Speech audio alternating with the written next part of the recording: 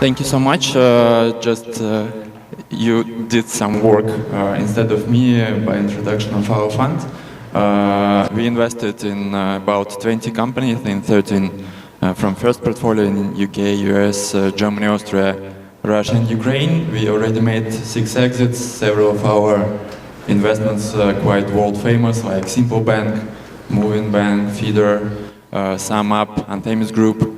And 1 year ago we relocated to Singapore. Since 4th of May last year we are living and working in Singapore, and we already made 6 deals here in Singapore, Vietnam, India, Philippines, and quite open to Korean market too. We just came. It's my second time in Seoul. We want to know more about this market, about needs, use cases, customer behavior of local customers, and ideas of Korean entrepreneurs.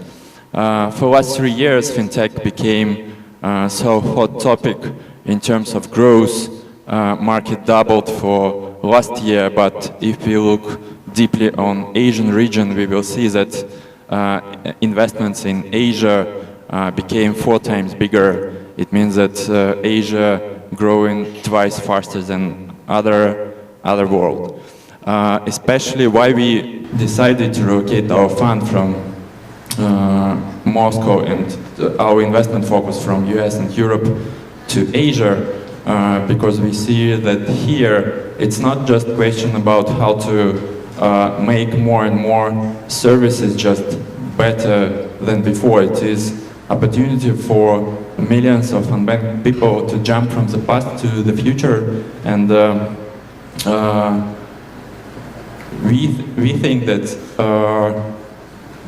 impact of fintech here will be much better and higher than in other countries, and the wave of fintech in Asia will be bigger than we saw before in US and European markets. If 2 years ago we saw only 4 fintech unicorns, 1 year ago we saw 11. At the end of 2015 we counted 50. It means that this industry provides so not only a huge amount of investments, but also new big companies. And regarding evolution of fintech, I want to talk today about next step in fintech. We named it Fintech-bank, creation of Fintech-bank. And regarding how it happened, what is the reason for us to think about Fintech-bank? Right now we see that several companies started to unite together because customers do not need just only one service. They're already satisfied by quality of each toothbrushes, toothsticks from fintech services, and they asked to provide them more closed loop to tailor, to serve their needs better by providing new type of services. And several mobile banks, online remittance services, online trading services, personal financial management services started to unite together. And reasonable question, when they will unite, not as today by 2-3 companies, but when 10, 12, 15 companies will be united in one bundle, unique bundle, which will serve by the best way needs of potential customers, why we need finally banks. And not only startups started to unite in this new ecosystem, also big giants from fintech started to diversify their product line portfolio and shifted from their core services, core business to new areas of development for them and better servicing for customers. One more step or demand or for banks, we can name it like challenge, belongs to open APIs. Right now, if you are fintech startup and you want to launch your service and you want to work together with any bank, most of banks do not have open APIs, and it means for you that you need to be integrated directly to the backend. It is an extra headache. It will, in terms of your expenses, time expenses, human resources, money, you will spend more than 1 year, hundreds and hundreds of thousands of dollars. And right now, everybody understands that banks need to provide more and more APIs, but in terms of development of banks, banks are not ready in terms of speed and understanding of needs of fintech ecosystem. Only several banks across the world really serve needs of fintech startups better than others. The best example is Bancorp from US. About, I think, 80% of US fintech startups hosted on this bank. If you want to launch your fintech service faster, cheaper, easier, just go to Bancorp and you will see your product on the market after 3-6 months. The same with Feeder in Europe, but I will tell about this bank a little bit later. One more point why this middleware with open APIs to launch and host fintech services better is scaling of fintech startups. Because right now there are more than 5,000 fintech startups across the world, but only 25 show for the market that they can scale to many countries. For others, scaling, it is very hard to proceed. And in terms of potential fintech hubs in Singapore, in Hong Kong, in Seoul, in Tokyo, we will never see really big fintech hubs without solving of this problem of scaling to other countries. What is the role of neobanks like Simple, Moving, Tandem, Atom in this step of evolution? They became like aggregator, like front end to these standalone independent services. And the market right now understands that between all other verticals in fintech, these kind of services, neobanks, or mobile banks or challenger banks, it doesn't matter how to name this vertical. They became one of the best, or to my mind, best example of interfaces which can connect it different services in one bundle and one wallet to final customers. Regarding world map, we spent already more than 1 year in Asia. What we saw here in whole countries which we visited. If US startups spent only 20% of the time, money, and human resources to launch their services, in Asia, fintech startups spent 80% of their resources to launch their services. It means that we will never see real fintech hubs here without solving of middleware to host and launch fintech services easier, faster, and cheaper than it happened right now. Because you can see on this map that most of middleware services belongs to US and European markets. And for Asian fintech startups, it means that they will spend unfair amount of energy, human resources, money resources to be launched, and it will kill them finally. Regarding idea of Fintech-bank, it is not just a better mobile bank or neobank or challenger bank. It is concept of how to combine together three layers.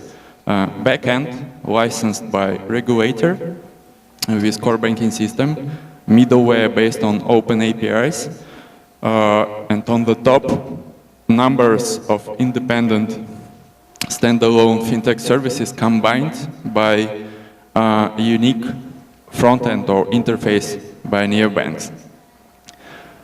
In terms of user experience, it is the same difference like between Google and Apple or Uber and Tesla. Tesla, it's not only about electric vehicle. Tesla is about how to charge your car everywhere in any country across the world. It is a new step of insurance evolution, how to using your data, how you drive your car, make your insurance cheaper. It is also new type of customer service, how to know about how things which happen with your car before you will call to customer support. It is new type of distribution, how to sell your cars without dealers across the world. And Fintech-bank, it's also and mostly about new user experience for end users. As I mentioned before, Fintech-bank provide or show for us three types of layers. For example, if we will return to example of feeder bank in Germany, they have backend regulated by German regulator already for 5 years. They have feeder tech as middleware, and right now this middleware counted more than 40 open APIs, and this middleware connected not only with backend of feeder bank in Germany, this middleware connected with bank in UK right now, in process of connection with US bank, already connected 3 or 4 weeks ago with Telefonica, one of the biggest telco, already connected 1 or 1.5 years ago with Deutsche Post. It is universal middleware which can work in any country, which can provide for banks opportunity not to develop open APIs by themselves, and vice versa, to host, not to develop all fintech services by internal resources, but to host third-party services by this layer of open APIs. Regarding user experience, as I mentioned before, third-party fintech services for SMEs and for retail can be backed, and you can count that already right now in terms of verticals in fintech. For retail clients and SME clients, each vertical can provide totally more than 10 services. It's enough to replace your bank, and neobanks can combine these services together in terms of interfaces. Thank you so much. If you will have some questions, please feel free to shake hands and to exchange business cards, and also download our FinTech Research Manual, the future, from our site. Thank you so much.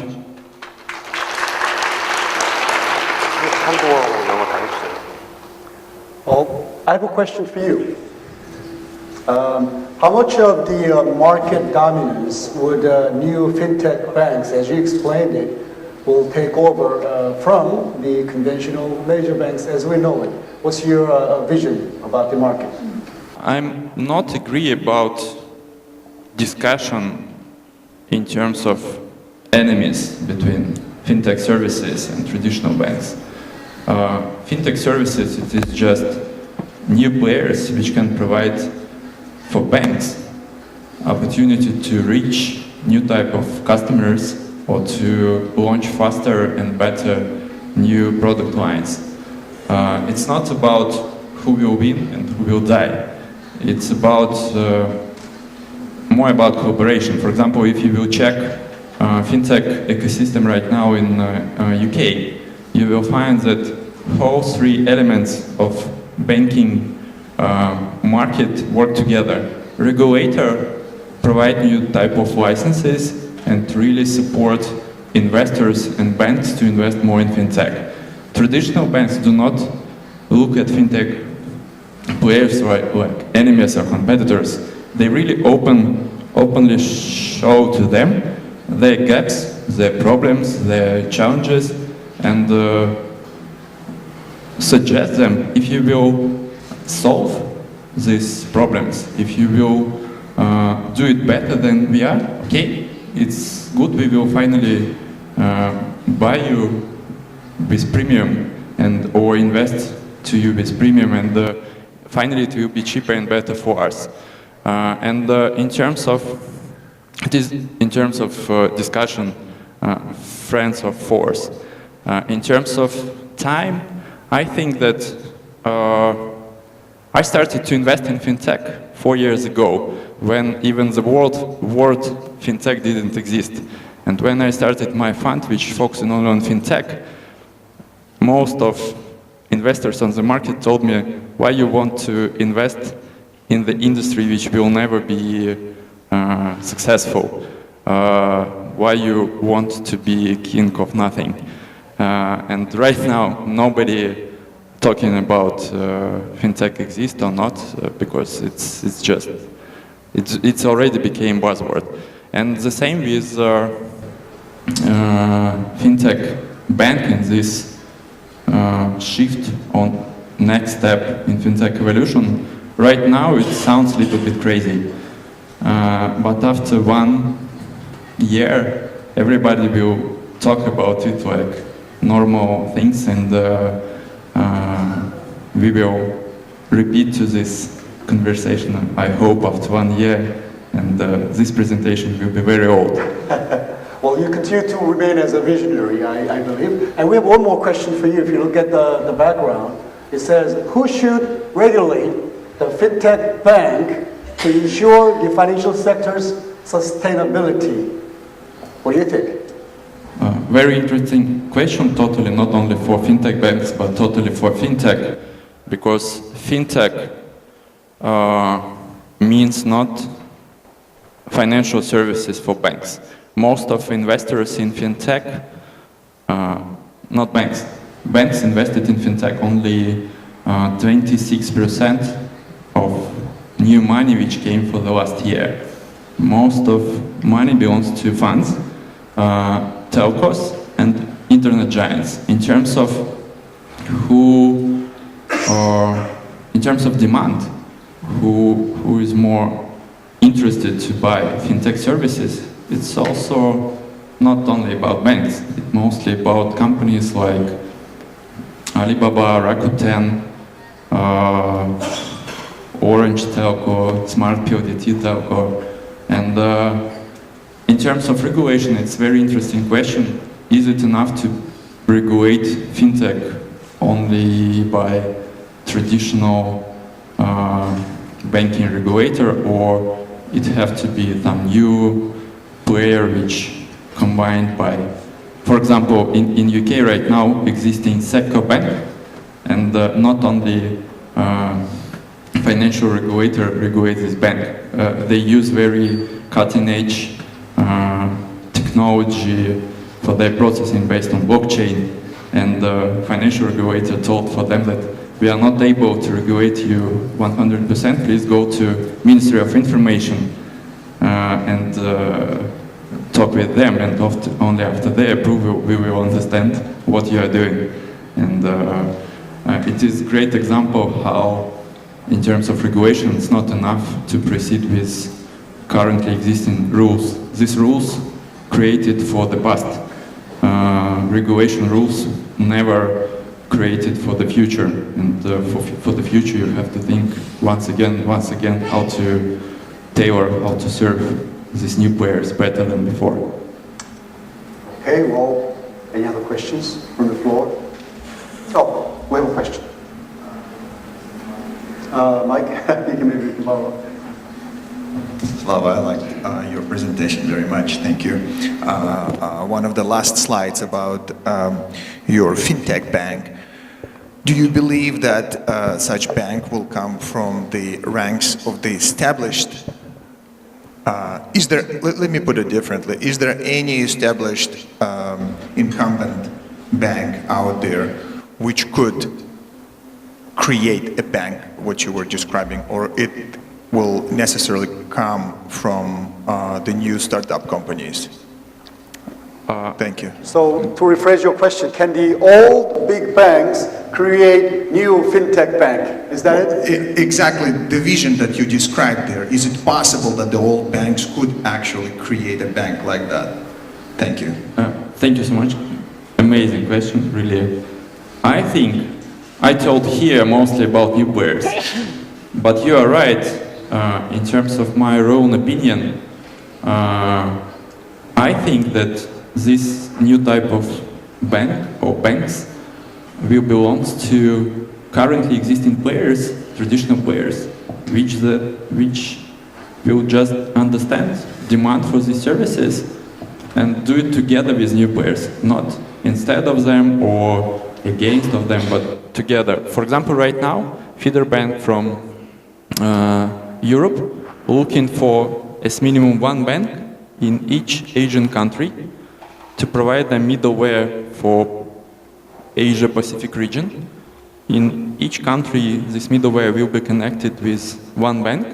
It will provide them opportunity to be licensed in whole countries and not to apply for new license for this middleware. I mean, not to compete with already existing players. And vice versa, feeder already work or know how to work with most of fintech companies across the world. And it will provide for Asian fintech startups to launch very fast, to scale to other Asian countries very cheap and fast and easy. For banks, it will provide very unique case. I think that you already know about Amazon Web Services. Right now, these services provide for Amazon more than 35% of their profit. But how this business division was created? Jeff Bezos understood that he invested millions of dollars in servers, in hiring of programists and engineers, security guys, and he thought that he already wasted this money. I mean, this money do not work. It is just back-end for his business. But he understands that new players will come, not big giants like Amazon, but some small shops in different countries, and they will not have enough money to buy these servers, to hire these engineers, but they will need this backend and platform to scale. And finally, he understood that I can earn money from this backend, also not only from my business to sell goods across the world. I can earn money also to provide my infrastructure to hold faster, cheaper, and easier new, not competitor for him. These e-commerce sites do not compete with Amazon. They are complementary for Amazon core business. And the same with Fintech-bank. If banks here in Korea, in any country, they already, for example, cheapest banking license cost about 10 million. Processing center and other stuff, 10 million more. You just wasted 20 million. You can forget about them, or you can provide this infrastructure to new players and to earn money. You will earn money from your current business, and it will be new business for a bank. Yeah. Thank you for your question. Thank you again, Mr. Solodkiy. Thank you.